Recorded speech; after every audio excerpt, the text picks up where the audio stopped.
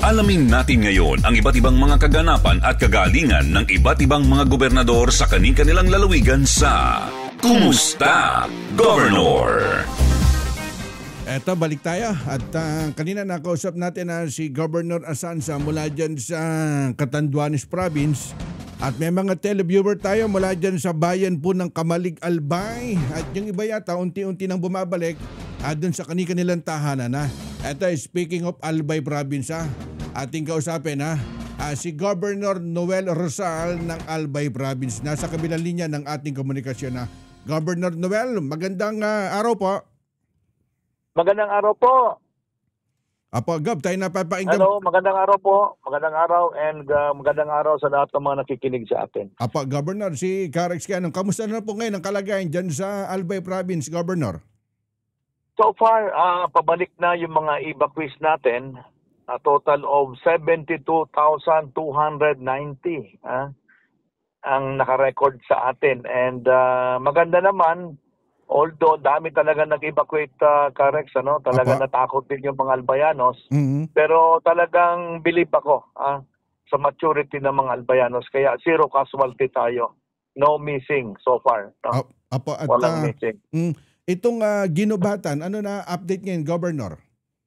Ang ginubatan talaga ang problema natin, hindi pa natatapos yung rehab natin sa taas. Mm-hmm. So hindi pa kagad magagawa ito.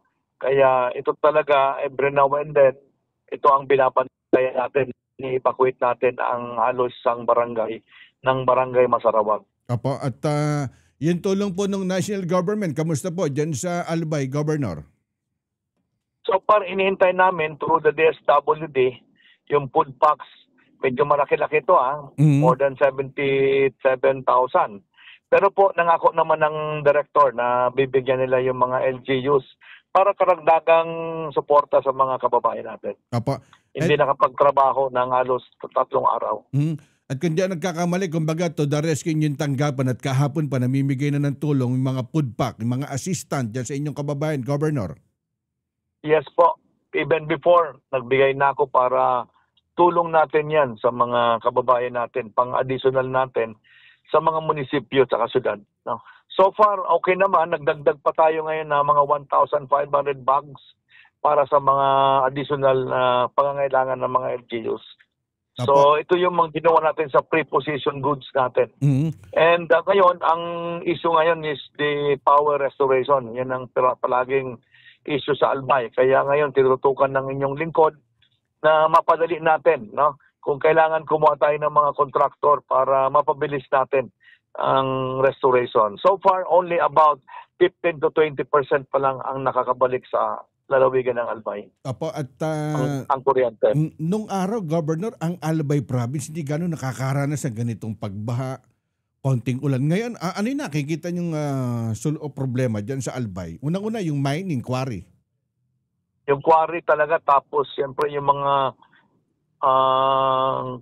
yung mga flood control dapat pag-aralang maigi kung saan talaga dapat itama, Tama po. Wag lang talaga yung basta ilagay lang, pag-aralan kung saan, kasi karamihan kasi walang outfall yung lalabasan ang importante.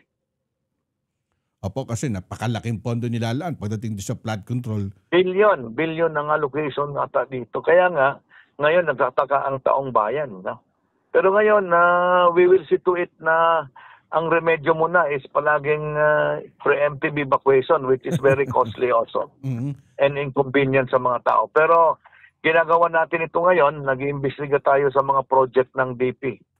Lalong-lalo na yung mga substandard at hindi natapos. At isa yan dun sa mga priority nyo na tututukan. Governor, baka meron kayong mensahe, kausapin nyo inyong kababayan dyan sa Albay, Governor. Yes po, salamat sa ating si Carex as in mga kasamahan niya sa pagbigay sa akin ng oportunidad. Sa mga kababayan namin dito sa Albay, at least po, nakasalba tayo. No casualty, salamat sa kooperasyon nyo. And siyempre sa mga mayor, salamat din sa very effective preemptive evacuation.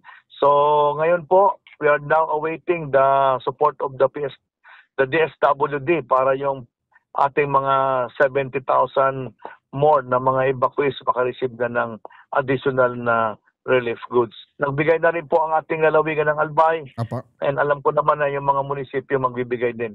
So mga kababayan natin sa Maynila, sa mga kapamilya nyo, huwag po kayo mag-alala.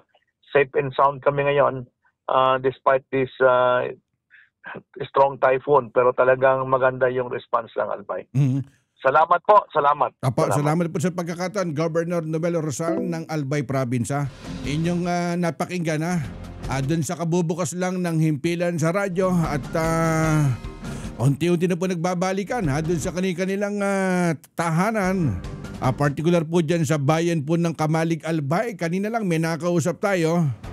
Kumbaga napakabilis nung asiste o yung tulong po ng provincial government. Lalo na po yung national agency, kumbaga to the rescue ngayon. Ang tanggapan po ng DSWD.